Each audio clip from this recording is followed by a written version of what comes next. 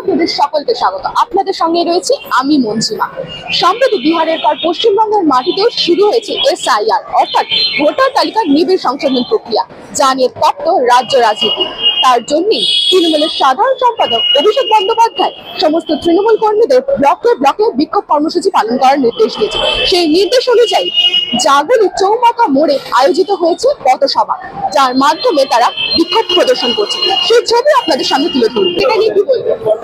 দেখুন, ভারতবর্ষে যে নির্বাচন কমিশন আছে, এর আগেও আমাদের নেত্রী এবং আমাদের যুব সমাজের আইকন অভিষেক বন্দ্যোপাধ্যায় বলেছে যে ভারতবর্ষের নির্বাচন কমিশন একটা তোতা পাখি। কেন্দ্রীয় সরকার নরেন্দ্র মোদী এবং অমিত শাহ যাই বুলি শেখাবেন ওনারা সেটাই, আর সেই বুলিতে ওনারা কথা বলবেন।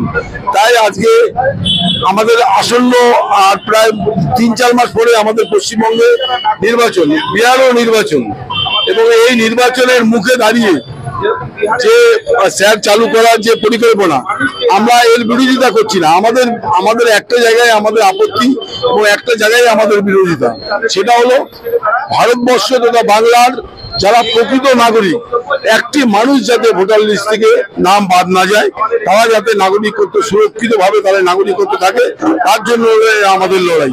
আমরাও চাই যে যারা রোহিঙ্গা, যারা উদ্বাস্তু, যারা ভারতবর্ষ তথা বাংলায় এসে ভিড় করছে এবং তাদের যাতে এখান থেকে সঠিক প্রমাণপত্র না থাকলে তারা যদি এখান থেকে বিতাড়িত হয়, তাতে আমাদের কোনো প্রশ্ন থাকবে না। কিন্তু বাংলার যারা স্থায়ী নাগরিক এবং তারা যদি একটি নামও তাদের বাদ যায়, তার জন্য তৃণমূল কংগ্রেস যত দূর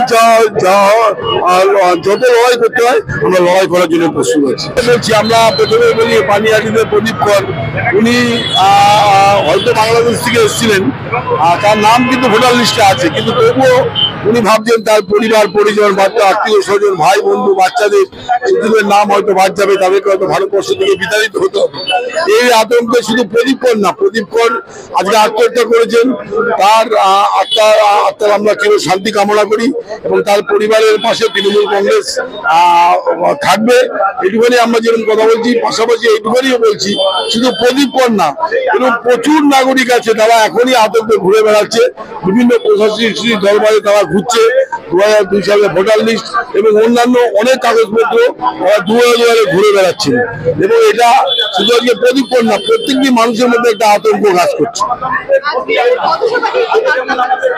আমাদের কর্মসূচিকে আমাদের সর্বভারতীয় সাধারণ সম্পাদক অভিষেক বন্দ্যোপাধ্যায় নির্দেশ দিয়েছেন, আজকে প্রদীপ কর যে আত্মহত্যা করেছেন তার জন্য সম্পূর্ণ ভারতীয় নির্বাচন কমিশন এবং কেন্দ্রীয় সরকার পুরোপুরি দায়ী। কেন্দ্রীয় সরকার হট করে তারা যেভাবে NRC এবং CA মানুষের উপরে চাপিয়ে দেওয়া হচ্ছে প্রতিহিংসাবশত, আমরা চাই যে একটি প্রকৃত নাগরিকের যাতে নাম ভোটার লিস্ট থেকে বাদ না যায়, তার জন্য আমাদের যতদূর পর্যন্ত লড়াই করে আমরা করবো।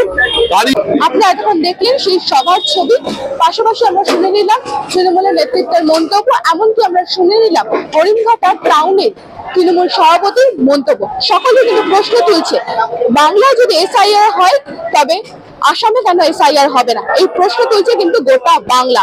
তবে SIR এর জল কোন দিকে গড়ায়, কি হয়, সেই দিকে নজর থাকবে আমার আপনার সকলের।